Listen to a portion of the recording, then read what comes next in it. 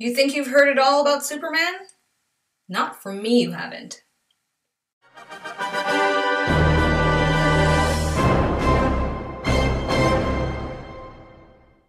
Hello!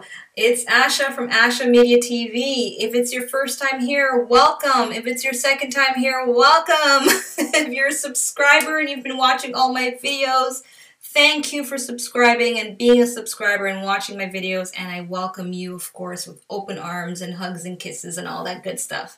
So I'm Asha, for those of you that are new here, and I like to pretty much geek out, watch, react to a bunch of stuff related to sci-fi, fantasy, and comic books. And in this video, hopefully the title has been very clear, I'm going to talk about my top picks or my top ranking favorite portrayals of Superman. Superman. First things first is spoilers ahead. I'll say it again. Spoilers ahead, okay? I'm going to be diving into a lot of spoilers related to some of the media properties about Superman TV shows and the movies. So if you haven't seen anything related to Superman in the last 20 years, I might spoil something for you, okay? So I want you to be ready for that. Second thing, of course, I always have it up there on all my videos related to comic book properties, and that is my Normie disclaimer. I'm what's considered a Normie, as you can read there somewhere on the screen. That pretty much means that when it comes to comic book properties that's been adapted to television and movies, that's all I really know, or that's all I really pay attention to. I'm not familiar and well-versed in the comic books themselves or the source materials themselves. So that means if you are a huge Superman fan, a huge comic book reader about the Superman mythology, and I get something wrong or misinterpret something or I need to be corrected, you can correct me in the comments, especially for some of the questions that I may ask throughout this video. I don't think I have that many, to be honest, because it's more or less my perspective of the business end of things with Superman and the movies and stuff. But either way, if there's an opportunity that you want to comment about your expertise on the Superman comic books or even some of the stuff I'm going to bring up, you are welcome to do so in the comments as long as it's related to the videos and it is presented or informed to me in a polite, respectful manner, okay? Also, of course, if you want to skip ahead to other parts of the video, because this is quite a lengthy video that's analyzing a variety of stuff, feel free to do so. However, you might miss out on some context. So if you skip ahead perhaps to my thoughts about the reboot news of Superman, you're going to probably miss out on some stuff that I'm going to discuss that I may not necessarily say at that point in the video. So it's in your best interest to watch the whole thing.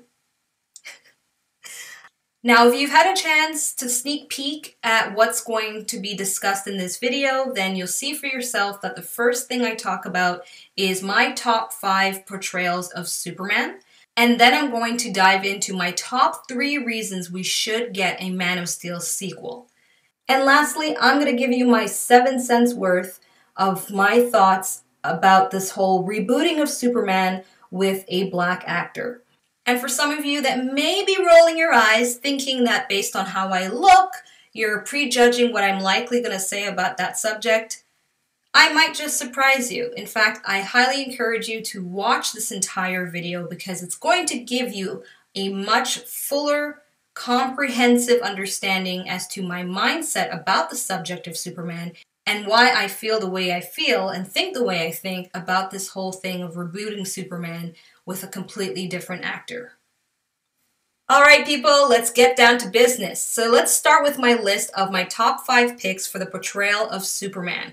Now I want to make a couple of things clear before I go forward. First thing being that when I'm talking about the portrayal of Superman, I'm talking about an actor that's had the chance to wear the full costume and give a full, thorough performance as Superman as well as Clark Kent.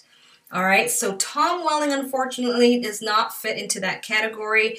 As much as I would love to say that Tom Welling would make a perfect, actually a wonderful Superman, and nowadays, after seeing him in Crisis on Infinite Earth, I would love for him, hopefully, to ever make the decision to don being a Superman either on TV or in the big screen, who knows what. But I can't include him on this list because, spoilers again, another warning for those of you that have not watched Smallville, I am going to spoil the last episode for you right about now. Okay? So in the last episode of Smallville, we don't get a fully fledged Superman. In fact, Tom Welling decided not to wear the costume and just pretty much show the crest of Superman's symbol on his chest, implying that he's up and away and he's off to be Superman. And that's as much Superman as we really do get from Tom Welling. And Smallville is primarily about his journey as Clark Kent anyway. Therefore, the next 5 actors that I'm going to talk about are the ones that have portrayed Superman in live action in film and television, fully wearing the suit, and also giving their version of a Clark Kent alongside their version of a Superman. Alright? Cool. Now, instead of going from 5, 4, 3, 2, 1, I'm going to go from 1 to 5, and that's because of 2 reasons. Reason number 1 is that I've already revealed to my subscribers that have watched my videos that Christopher Reeve is my number 1 Superman in terms of his portrayal of the character, which is still iconic and my favorite thus far. And I'm going to tell you a little bit more specifics why it is the case, not just because of my own sentimental attachment to that actor himself. All right? So, I've already revealed it, therefore I'm going to go from 1 and then work my way down to 5. And the reason as well for that is that my actor that I choose for number 5, what I say about that actor ties into the second half of this video, which is about the Man of Steel sequel. So I've already given you away who my number 5 is, but at least you'll know the justification as I talk further on. Don't skip ahead, because you might miss out on the context to which I'm going to discuss with the other actors that I talk about. So now for Christopher Reeve, it's very, very simple. Superman the movie, Superman 2, Superman 3, we had so many different ways to which Clark Kent and Superman was portrayed. Not always in the best light, but still portrayed nonetheless. So, for instance, in Superman the movie, we get, of course, the origin of Superman coming from Krypton, crash landing in Smallville, growing up on a farm with Mom and Pa Kent, becoming a journalist, moving to Metropolis as Clark Kent, meeting Lois Lane, becoming Superman. And then with Superman 2, we get another round of Superman, but his interaction with other Kryptonians, General Zod and the team, and of course Lex Luthor, and of course the infamous kiss at the end with Lois where he wipes out her memory pretty much with his tongue. Not really, but those of you that watched the movie, you know what I mean. It's nuts. Okay, so then we have Superman 3.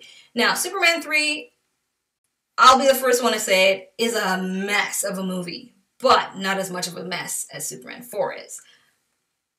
Okay.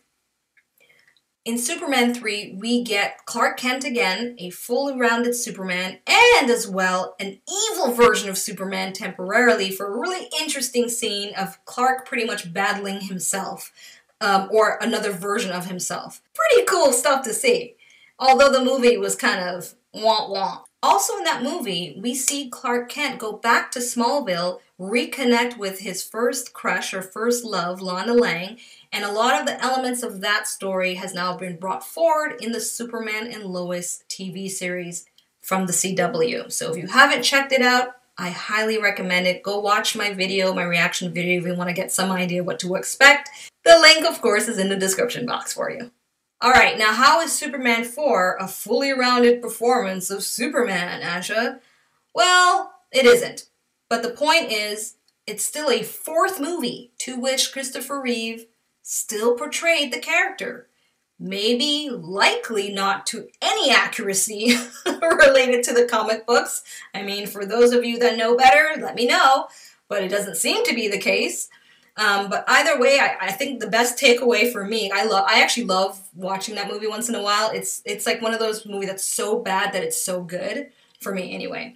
And one thing I've always loved, and I kind of think it's hilarious, and I take away as my little memento from the movie, really, is the fact that if I need to cut Superman's hair, I just need a pair of pliers. I think I'm the only one that finds that funny. In my number 2 spot, we have Tyler Hoechlin. Tyler actually embodied the very essence of Superman that I love and appreciate, and the one I've interpreted, because it's not always the same as everybody else. I feel he accurately portrayed it from day one. And I want to just give a quick shout out of thank you to the Dungeon 844 for correcting me, where I had mentioned that Superman was introduced on Supergirl in season 4, and it was not the case. It's actually season 2, episode 1, where he won me over in a very brief scene where he just commanded the screen as the Superman that I grew up loving. And it wasn't a carbon copy of Christopher Reeve at all. It was just the essence of the embodiment of this powerful, iconic character. In the Superman and Lois TV series, we're going to be able to see Tyler Hoechlin portrays Superman in ways that we haven't seen in live action. And that's so exciting. And because he's getting to those points where we're going to see Superman interact as a father, again, as a husband, as a farmer, a community resident of Smallville, of course, that likely will catapult him to my number 1 spot if the TV show does it right. But so far, he's good and well-deserving at my number 2 spot. All right, have you guessed already who my number 3 is? I'll give you a clue. The pilot series aired in 1993. Yes, I'm talking about Dean Cain. I am so sad sometimes when I hear such flack about Dean Cain being Superman, when there's so much to look back on and give credit where it is due. So yes, Lois and Clark was the TV show, or to be more specific, Lois and Clark, The Adventures of Superman, was the TV show that aired first in 1993. I was in my preteens, and it was a refreshing new take on Superman after, unfortunately, the stink of Superman 4. All right, and so at that time, it was Dean Cain that was cast. He was an ex-football player, I think, at that time, and it was a big hoopla because he didn't have the classic looks of Superman, and I think really all that meant is he didn't have blue eyes. I mean, I could be wrong, and I'm sure somebody will let me know otherwise.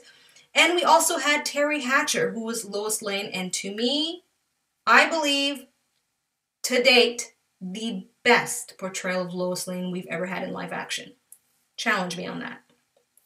Anyway, now in retrospect, after watching season 1 in my adulthood, and now comparing some of my memories as a child, I see for myself that we need to kind of give a little bit of credit to Dean Cain's portrayal of Superman, which was pretty decent under the circumstances of that show, which was a hit show, by the way, had a lot of nominations, and it was critically acclaimed.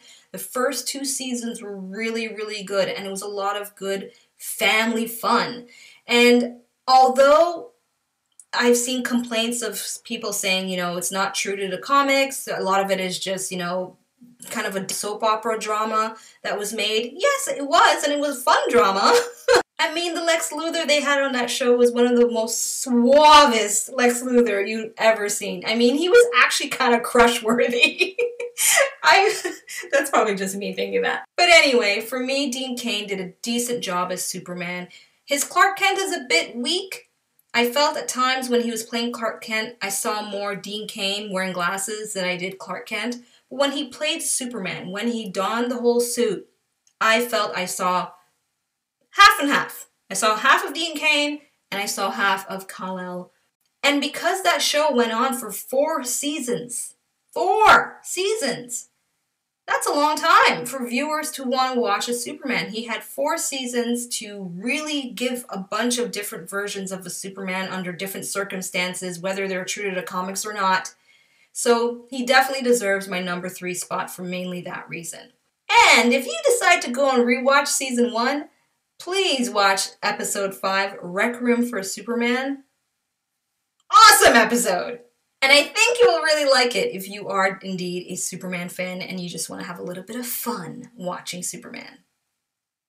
At number 4, I've picked Brandon Routh. Choosing between Dean Cain and Brandon Routh for the number 3 spot was a little tough for me. Brandon Routh made it to number 4 only because we never saw more than Superman Returns. However, Brandon's version of Superman in Superman Returns, I think is actually very strong. And if you go back to that movie, there's so many elements that we see that had so much potential. Overall, as a movie, of course, it has flaws. What movie doesn't? However, his Superman, I feel, has been very underrated. Aside from the blue contacts, which I never agreed they should have done in the first place, because I thought that was a little too far to try to copy the comic book look of Superman, and perhaps maybe copy a Christopher Reeve look-alike thing going on.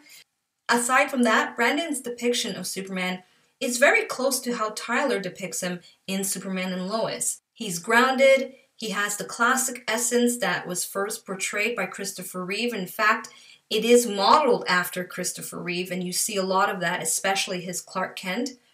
But in that movie, Superman Returns, is where we actually get the first glimpse of Superman entertaining the notion of fatherhood. And it's in one of my favorite scenes of the whole movie. Till this day, it still actually gets me a little bit emotional every time I see it. Again, like I said, and I'm going to say it again, I know that there are a lot of holes in the movie as a whole, but there are some really good scenes. And one of my favorite scenes, and Brandon Routh, I feel, nails the emotional beat, is when he realizes, again, spoilers! I hate the fact that I have to repeat this, but for some of you that kind of skip ahead on stuff with the videos, spoilers, okay? So in Superman Returns, he finds out that the son that Lois has is actually his biological son.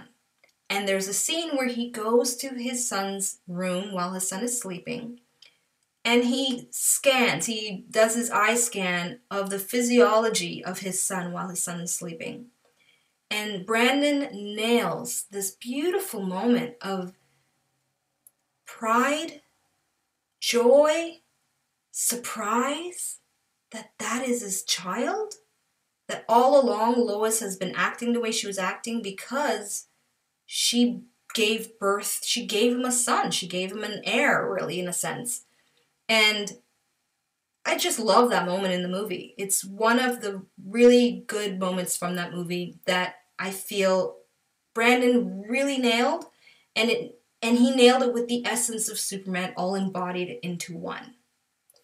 I'm sure some of you will probably fight me on this, but it's my pick nonetheless in my number 4 spot. And that's that.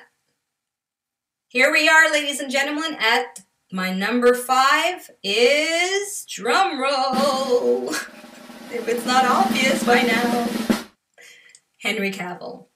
Henry Cavill is at my number 5 spot, and I would love for him to be much higher up. However, I don't know if he's going to ever get that chance, and that's why a little later on, don't skip to it, please. You need this context to understand why I'm going to say what I'm going to say about why we need a Man of Steel 2 sequel. Okay? So, back to Henry Cavill right now. So Henry's at number 5 because in Man of Steel specifically, right, that was the reboot of Superman in the cinematic world after Superman Returns didn't do so well. And so in Man of Steel, we got a much more darker, I don't like that word because I don't think it's accurate. I like to say a more introverted, introspective Superman. And with that, of course, a more introverted, introspective Clark Kent. And it was in a setting that's dark-ish, which is the Snyder style, really, of his movie. However, I felt it was very grounded, and I've said in my previous videos that I think Man of Steel is the best origin story told of Superman to date. Yes, much better than Superman the movie, in my opinion. And a lot of fans that hold Superman the movie so dear to their hearts have a sentimental attachment from their childhood watching that movie. Just like I have a sentimental attachment to the first movie that I saw of Superman, which was Superman 2. So I don't blame them for always being in defense of that being the ultimate origin story for Superman. What I'm talking about is Henry's portrayal. And what he was given in that movie wasn't enough for me to say, okay, you are my number one Superman. However, it was enough for me to go, you have the potential to be the best version of Superman ever put into live action in the cinematic world, okay? In the DCEU, in the movies. So, with that being said, let's now dive into 3 specific reasons that Henry Cavill should be given a second chance with a Man of Steel sequel. And I'm going to dive into the other movies that feature Henry Cavill's Superman, because I know right now you're probably saying, Asha, he's been in 2 other movies. And I answer to you, no, he has not. And here's why. Reason number 1, that we deserve and we need a Man of Steel sequel. And that reason is Henry Cavill has not been given a chance to perform or portray a fully rounded Superman. So I've already touched on Man of Steel. Now I want to touch on Batman v Superman, the theatrical cut. And again, just a quick reminder, I can't go into too much analysis and detail of that because this is going to be a 3-hour video. However, if you do enjoy my take on this entire subject, I'm more than willing to do a lot more videos, but you have to ask for it in the comments, and I need at least 5 responses to merit taking the time to dive in deeper. But for now, this is what I've got to say. In Batman v Superman, the theatrical cut, we don't get much of a Superman. We got a brief montage, but we don't really see Superman interact with his environment to a degree for me as an audience viewer to go, oh, okay, that's Superman. And the movie revolves primarily around Batman. It's from Batman's perspective. It's Batman's beef with Superman. And then we have Wonder Woman that steals the show. It really was just a prelude to the Justice League. It wasn't a Superman sequel. We didn't get to see an arc of that character whatsoever. Visually, fantastic. And I've always praised Zack Snyder's visual talent. But story and narrative, specifically about Superman, and no, the Martha part does not count, okay? And I'm echoing many fans who are claiming the same thing, that Batman v Superman was far from a sequel to Man of Steel. As for the Snyder cut of Batman v Superman, one good thing that I can say that Henry was able to portray was a bit more of Clark Kent. We see him investigate Batman and what was going on in Gotham, and him being Clark Kent, but again, not necessarily as Superman. And so that still doesn't count. And as for Whedon's Justice League, the best of Superman we get is when he's not really Superman. And that's the scene where he pretty much beats up the Justice League. Hands down, the best scene of that movie. In fact, to me, when I look back at it, it's the only scene from that movie that I ever want to see again, that I would watch on a replay. It's just perfection. But that wasn't a Superman that we got in that moment. That was pretty much Clark resurrected with amnesia, flexing his powers instinctively in self-defense because he felt threatened. So that doesn't count, even though it's an awesome scene. However, I'm gonna give credit where I believe it's due to Whedon's version of the Justice League. And that's the scene when Superman comes back and he starts beating up on Steppenwolf. In that sequence is where we finally see a glimpse of a brighter Superman with a sense of humor that I actually really enjoyed in the moment. And I remember in the movie theaters thinking that's likely the Superman that Snyder had in mind to eventually bring out, and I think we're going to see it for sure in his Snyder cut of the Justice League. And that leads me to point number 3. And that is the fact that I have absolute confidence that Zack Snyder's Justice League is not only going to be a massive hit, it's also going to give back justice to Superman, or justice to Superman Henry Cavill, because that's where we're going to see the Superman we should have gotten in the first place. And with that Superman that I know majority of audiences are going to enjoy, is going to come the growing demand for the Man of Steel sequel. So even if they try to ignore it, and I'm going to talk about the reboot situation, don't worry about it, it's coming up, don't skip to it either, because again, you need this context for you to understand my mindset behind what I'm saying. With this demand for the Man of Steel sequel is likely going to be a new campaign. That's how the Snyder Cut came to pass, right? We saw the mess that was Justice League. We found out there was likely a Snyder Cut, hence the hashtag, and the journey began. And here we are with a Snyder Cut on the way. And after we see a really awesome version of the Superman we should have gotten, I have no doubt there is going to be a new hashtag for a Man of Steel sequel, and it will grow, and the voices of fans will get louder and louder and louder. And DC Entertainment are fools if they ignore it at that point, especially with what's been going on with other studios and the type of fan reaction that's been happening whenever they feel disrespected. Now you have my 3 dominant reasons why we need a Man of Steel sequel. Okay, folks, let's now conclude with the final topic that's related to this whole Superman subject, and that is the news of the reboot of a new Superman. So, at the time that I'm recording this, as far as I've been able to look up in terms of articles and videos on YouTube from a variety of sources, it's still kind of debatable whether or not Henry Cavill is going to completely be out of the DCEU. Because apparently on one end, they're saying he still has a contract to do cameos. And on the other end, people are saying, no, he's out completely as the main Superman. So it's hard to know really what's going on. I'm going to go on the premise that there's no cameos coming up. Henry Cavill is out. A new Superman's in.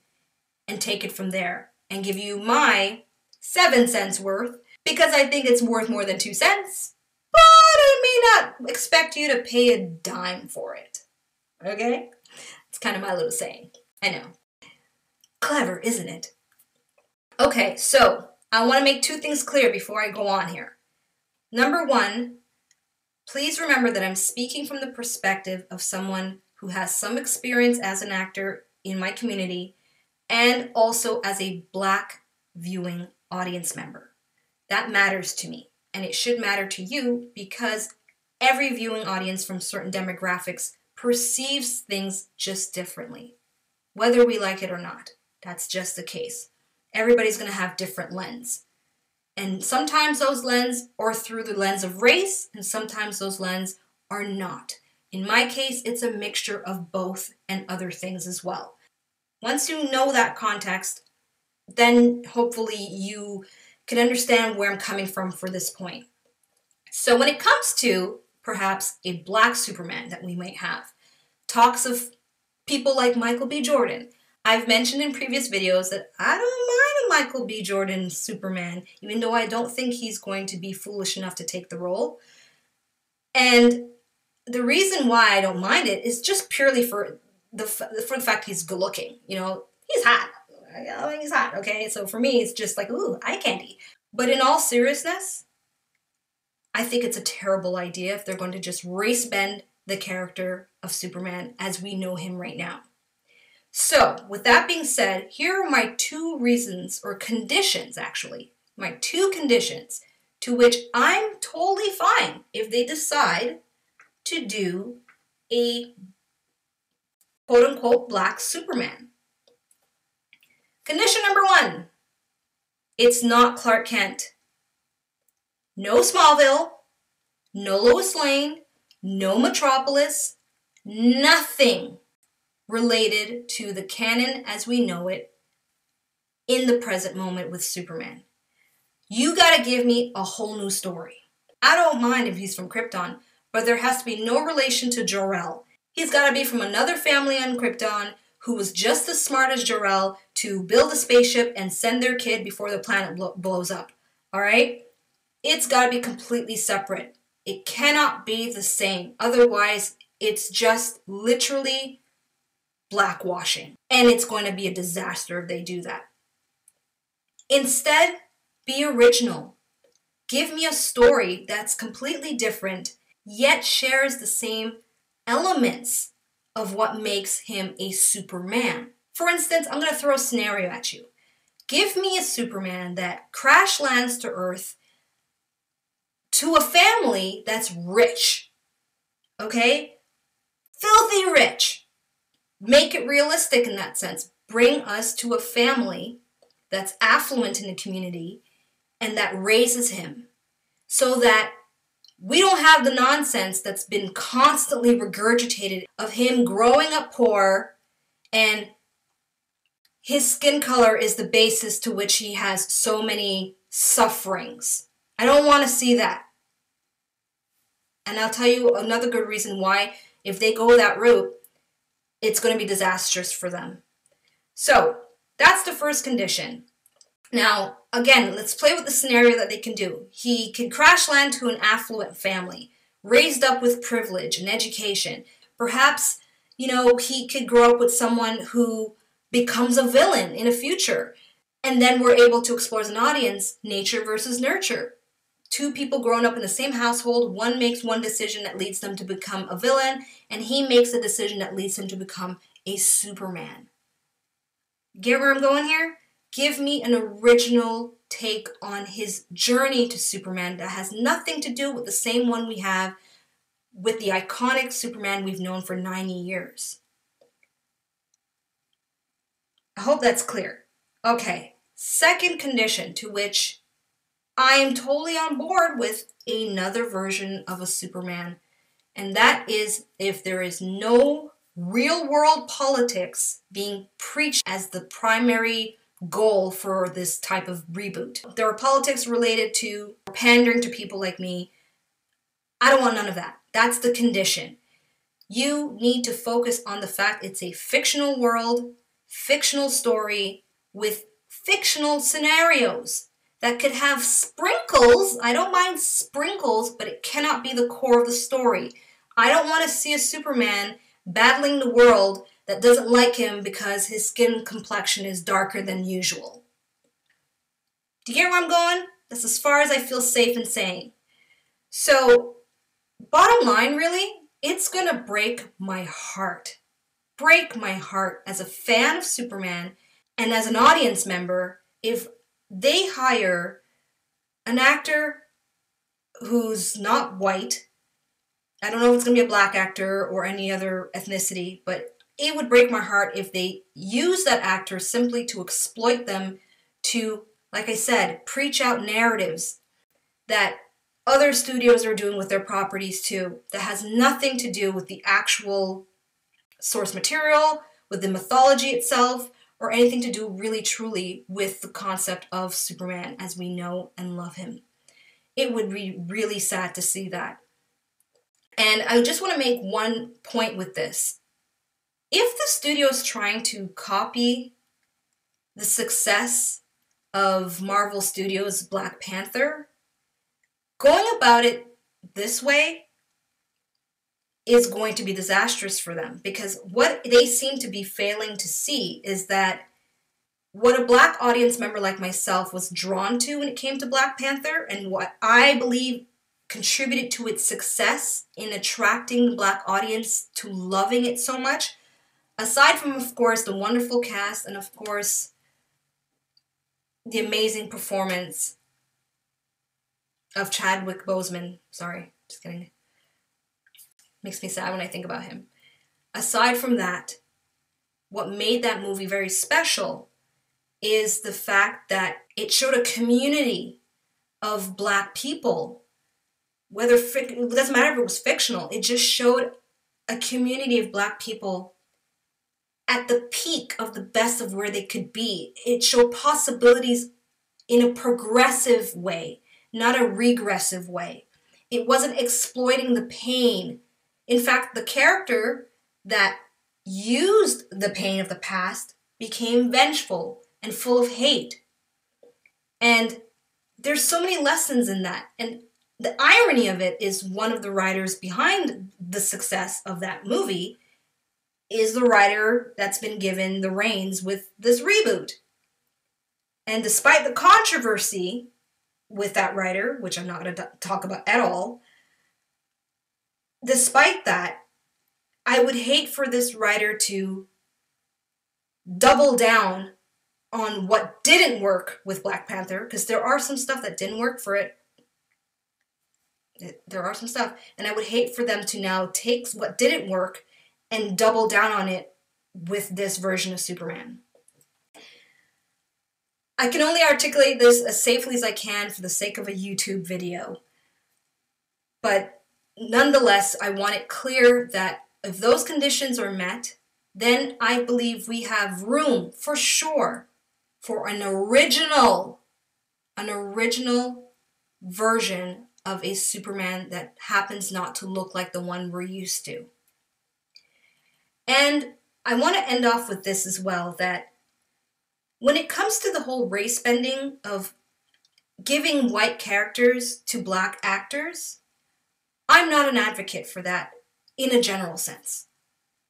Because I feel that it's like you're giving them hand-me-downs. And I feel it's insulting and I feel it's offensive.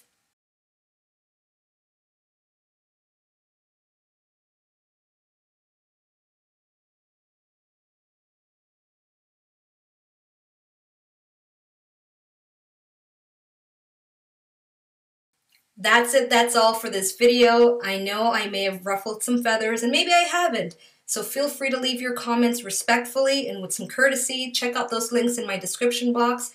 Like, subscribe, click on the notification bell, and all that jazz. And thank you for tuning into this video, and I look forward to maybe creating more commentaries like this if the demand is there. I'm Asha signing out. Peace. Thanks for watching. Check out my other videos and subscribe. You know you wanna.